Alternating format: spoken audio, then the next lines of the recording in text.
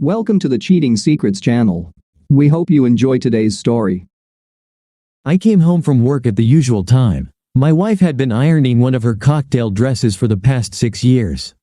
Thinking we had plans for the evening, I was pleased. I loved taking my wife out into the city. When we walked down the street, she always looked very sexy, and the envious glances of other guys never failed to excite me. She was with me, and they were left only to watch. Her tanned skin, she was the daughter of Mexican immigrants, and deep brown eyes continued to excite me, and combined with her long, flowing hair and slim athletic body, they created a stunning image. In college, she was into crew, rowing, and still maintained a muscular physique, although her muscles had lost some of their sharpness lately as she focused more on running and aerobics than rowing. Before I could ask her about our plans for the evening, she shifted the conversation in a different direction. "You'll never guess who I ran into today," Maria said, not missing a beat. "Anthony? Anthony? Anthony?" I racked my brains trying to remember this name, especially since it belonged to someone she would be delighted to see, presumably, after a while. Only one Anthony came to mind, and I ventured a guess. "Anthony, your high school sweetheart, Anthony?" I asked. "Yes. Can you imagine? Out of nowhere after all these years." For context, Anthony was my wife's boyfriend during the last 2 years of high school. I had never met him, having met Maria in college, but I had heard of him.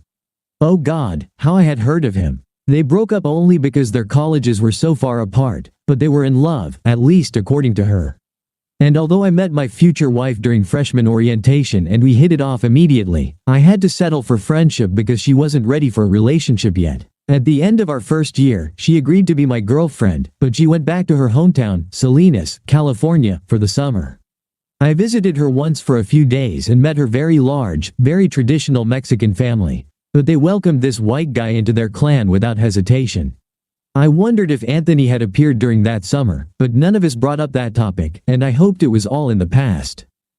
"Where did you run into him?" I asked. "In the lobby of my office building. I had just returned from lunch and saw him in the lobby. I was trying to figure out if it was really him when he saw me.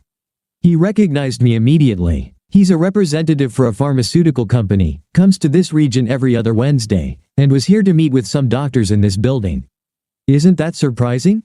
"Yes, surprising," I agreed. I would have been even more surprised if I hadn't been concerned about how excited she was about it. I mean, what are the chances of us randomly meeting like this? It amazed me. "Anyway, we're having dinner tonight to catch up." That explained the cocktail dress. I didn't like the idea of a third person being there during our dates. I preferred her to be alone. But this was a special situation, and I could deal with it to make her happy. "Oh, okay. When should I be ready to go out?" She stopped ironing. "Sorry, darling, I didn't mean that we're all having dinner, just him and me." I didn't like how that sounded. "What do you mean, just you and him? Why don't you want me to be there?" He asked if I wanted to have dinner so we could catch up, and I agreed. "We'll just talk about old times, and I don't want to worry about what you think or what you might say about what happened before I met you. I just want to be able to speak freely. Plus, you'd probably be bored the whole time. But you know I only love you, babe. Sweetheart, it's not appropriate for a married woman to meet alone with another man, especially an ex-boyfriend. Even if we assume nothing will happen, what if someone we know sees you on a date with someone other than me? Henry, it's not a date. It's just dinner between two old friends. I can't believe you're so upset about this." She put down the iron and picked up the dress to check for wrinkles. "If it's not a date," I asked, "then why are you getting one of your sexy cocktail dresses ready?" "You know I love dressing up when I go on a date," she countered. "It doesn't mean anything. It's like you don't trust me. I trust you, but it's not just a matter of trust. How would you feel if I insisted on going to dinner with one of my ex-girlfriends and didn't hesitate to tell you to stay home? I would say it's fine because I trust you and I know you love me and only me." I didn't believe that for a moment. "Maria, I'm not okay with this. You're not going to dinner with Anthony alone. Either you're not going or I'm going with you." This angered her. "You're not my father, you're my husband. I'm a grown woman, and you can't tell me what I can or cannot do. I'm going, and you're not, and if you don't like it, tough." She took the dress from the ironing board and went into the bedroom, closing the door behind her. I grabbed a beer from the fridge and sat at the kitchen table. We always discussed such things until we reached an agreement on how to proceed. Never once did either of us say to the other that we would do what we wanted, and if they didn't like it, tough. When she finally came out, I had to admit she looked stunning, although my main thought was that she looked too stunning for what she was about to do. Passing by me, she stopped and kissed me on the cheek. "We'll talk more about this when I get back home, okay?" I couldn't do anything about it. "We've already talked about this, and you've made your position clear. You'll do what you want, regardless of what I think. Fine, you know our rules for the future. Just don't forget to use protection. I'm not going to have sex with him, you son of a bitch. It's just dinner. Damn you." With these words, she stormed out of the house. I went to bed early.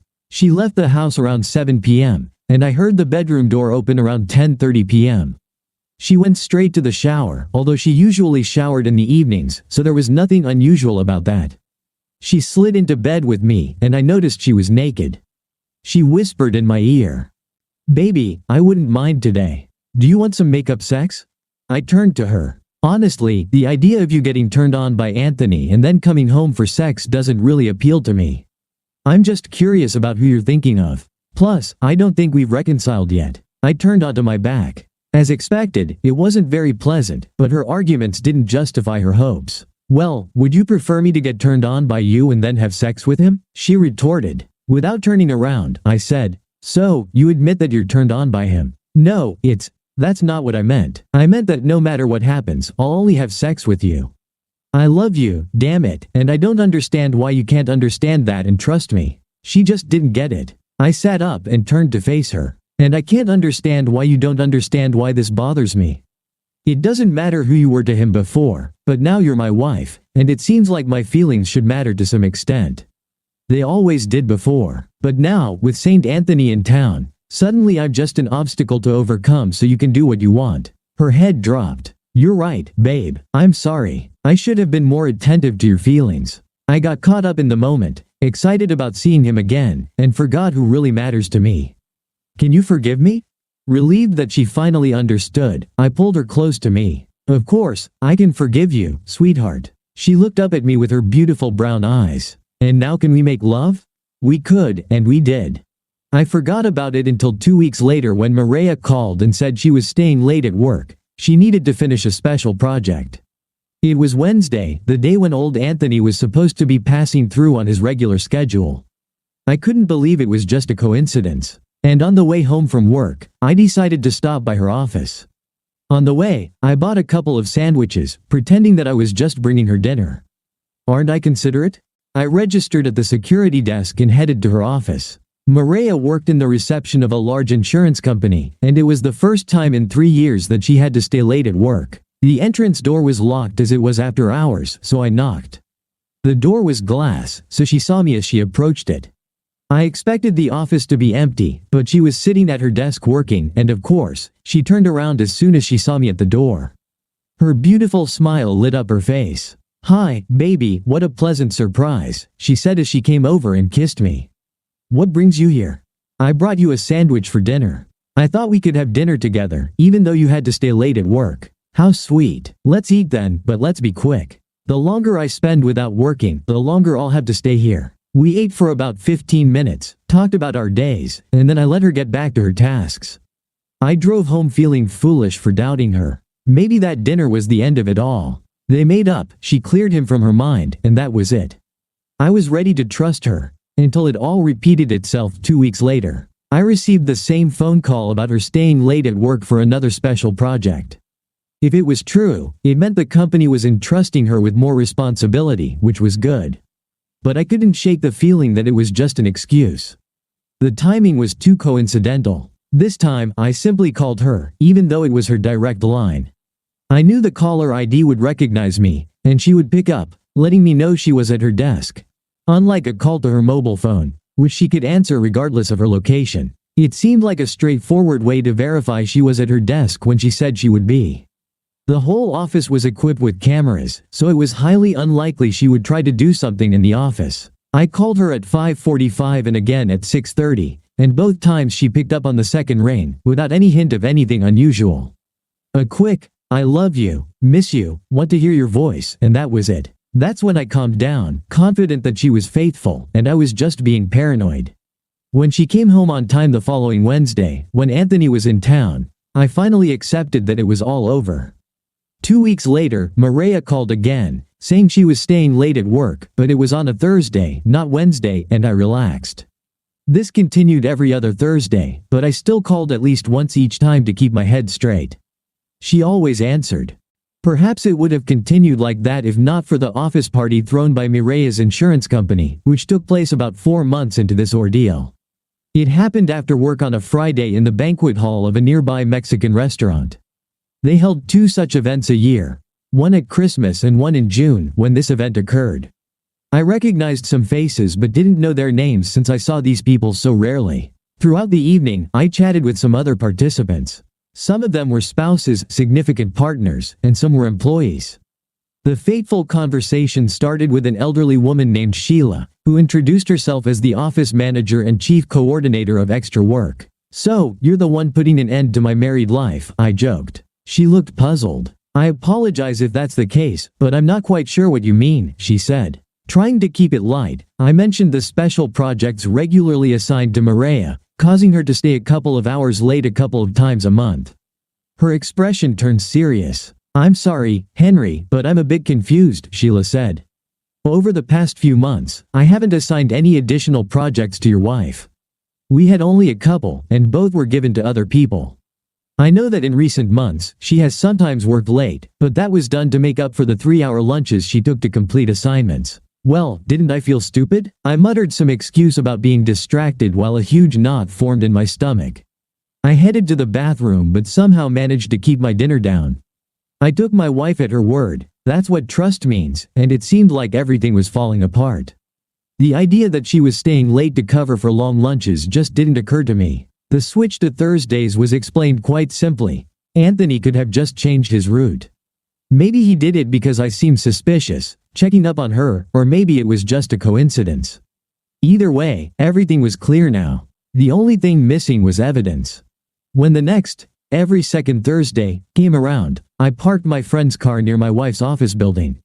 And, of course, just after 12 o'clock, I saw my wife and the person I thought was Anthony come out of the lobby, holding hands, heading towards the parking lot. I took a few pictures as they walked. I was a bit surprised by how open they were. Maybe her colleagues didn't know exactly what I looked like, but I assumed they knew it wasn't me. They got into a Ford Taurus. Mireya had a Camry, so I assumed it was his car and drove off. I followed right behind them. The traffic was busy enough for me to stay close without worrying about being noticed, and they pulled into a Super 8 motel, circling around it from behind and skipping the office. Clearly, it was planned. I parked nearby and took pictures of them. He led them inside, opening the door to a hotel room. They stopped at the door, and she kissed him passionately, and I saw his hand move to her chest.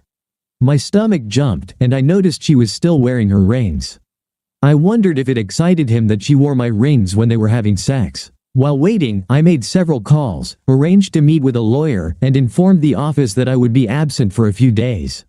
But mostly, I sat and waited. Finally, around 2:30, the door opened. I started snapping pictures again. Mireya was still buttoning and straightening her clothes. Her hair was noticeably tousled. I didn't need action shots to understand what was going on, nor did I need them. The fact that she was with him in the hotel was evidence enough for me. I put away my phone and headed home. I was grateful that we hadn't started a family or bought a house.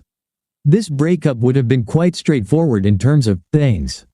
There were only our cars and a bit of money in the bank that could easily be split 50-50. The call came as expected. She was working late again on another project. I just said everything was fine and we'd see each other around 7:30. I didn't call her in the evening, thinking it wouldn't make sense, but she noticed and I had to think further. "Sweetheart, I've been looking forward to your calls. You used to call me every time I stayed late at work, just to say you love me. What's changed?" "Sorry, darling, I was working on something in the garage, lost track of time, and before I knew it, you were already on your way home. I promise not to forget again, though I hope late nights will soon be over.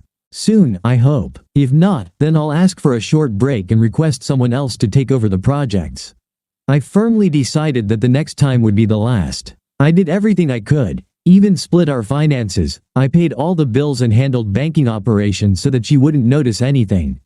Although I knew what would happen, I didn't pursue her anymore. I had everything I needed.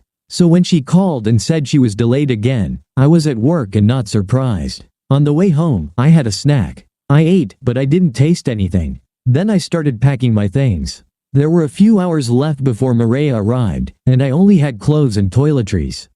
The entire apartment decor was Mireille's style, and the kitchen items were cheap and generic. I didn't need any of it. I called her, as before, to leave everything as it was one last time. By 7:25, when Maria returned, I was fully packed and ready to leave, and my things were already loaded into the car. She was in a good mood when she walked in the door. "Hi, darling," she said. "How was your day?" She tried to kiss me, but I dodged. "Maria, we need to talk." "All right, dear, let me put these things down." We sat at the kitchen table, where so many memorable moments had happened over the years of our life together. She just smiled at me, as if we were about to discuss whether to buy the new sofa we had been considering. She didn't even suspect what awaited her. "So, lately you've been staying late at work often. How are your projects coming along?" "Great, great. Seems like they're really impressed with my work." "I hope it means good prospects. Tell me about them." "What?" Of course, she didn't expect this, thinking that just saying she had projects would be enough and I would never express a desire to know the details. She didn't think that far ahead. "Projects? Tell me about them. What have you been working on?" "Well, just, some analysis, of tariffs in certain areas and, stuff like that." "I'm glad everything is going well for you. Is there anything you wanted to tell me?" "Just that I love you, but you already know that." I thought I did, until I found out about you and Anthony." She sighed in frustration. "Not this again, Henry. Damn it, I haven't done anything with him. I haven't even seen him since that one time, several months ago." "Haven't seen him for several months? Is that true? Are you sure about that?" "Yes, Henry, I'm sure." But her facial expression betrayed the uncertainty in her words. She was worried. "Then maybe you'll tell me who this guy is in these photos from 2 weeks ago, if it's not Anthony." I laid out on the table the photos I had taken, showing her coming out of the room in disarray. Her head dropped. Next on the table were divorce papers. "No, Henry, please. It was nothing, just nothing. Can we forget about it? Counseling or whatever else, whatever you want." "Of course not, Maria. I told you when we started dating that cheating is a deal breaker for me, and I don't accept it. You're my wife, and just in the past few months, there have been countless instances where I wasn't even the last person you had sex with. And then you lied about it until I had to show you the photos. You showed complete disrespect towards me and our marriage. There's no chance for us. I thought we had a good marriage. I'm sorry that wasn't enough for you. Oh, Henry, please never think this has anything to do with you. I love you with all my heart, and it was never about you. I can't even explain it. All those old school feelings came rushing back when I saw him for the first time, and I wanted to experience them again. That first evening, we just had dinner, and I thought that would be it. Then he kept invading my thoughts. When I met you, I was a virgin, so I never experienced this with someone I considered my first love. I got caught up in it, and when he came back after 2 weeks and invited me to lunch, I agreed. In the end, we ended up in a hotel. I did it willingly. I wish I could say I didn't want to, but I agreed. After that, it got easier each time, but less enjoyable.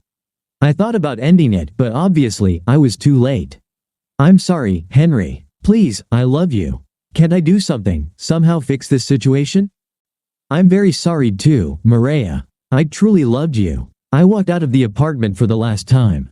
4 months later, the divorce was finalized. At least she respected me by not resisting. I got a 2-bedroom apartment, and to everyone's surprise, Maria transferred to another office and moved in with Anthony. I focused entirely on work until the divorce was fully processed, received a nice bonus, and put myself in line for a promotion when a major Japanese electronics manufacturing company offered us their business based on my presentation.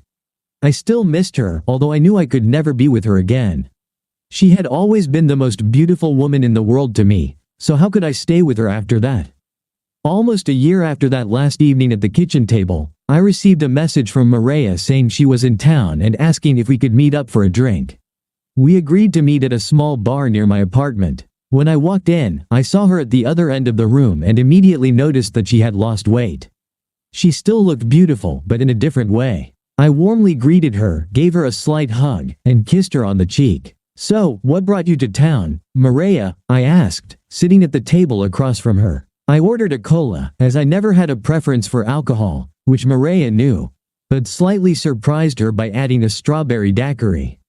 She noticed. Alcohol, Henry? That's not like you. Over the past year, everything has changed a lot. Life is full of surprises. Perhaps that's true. Actually, I've been thinking about moving back. I miss this place. Can Anthony work in this area? It was a genuine question. I had already forgotten about anger and resentment. We are no longer together. He cheated on me. Is that so? How ironic, I thought. It turns out I wasn't the only regular stop on his route, even then, and he didn't stop with any of them even after I moved in with him. I'm sorry to hear that. How did you find out? It seems there are other husbands who turned out to be less understanding than you. Some of them gathered together to physically express their dissatisfaction with him sleeping with their wives and suggested he move to another place. After he left the hospital, he disappeared. I have no idea where he went. She didn't look very disappointed. That couldn't have happened to a nicer person. So, are you trying to return to work at that company?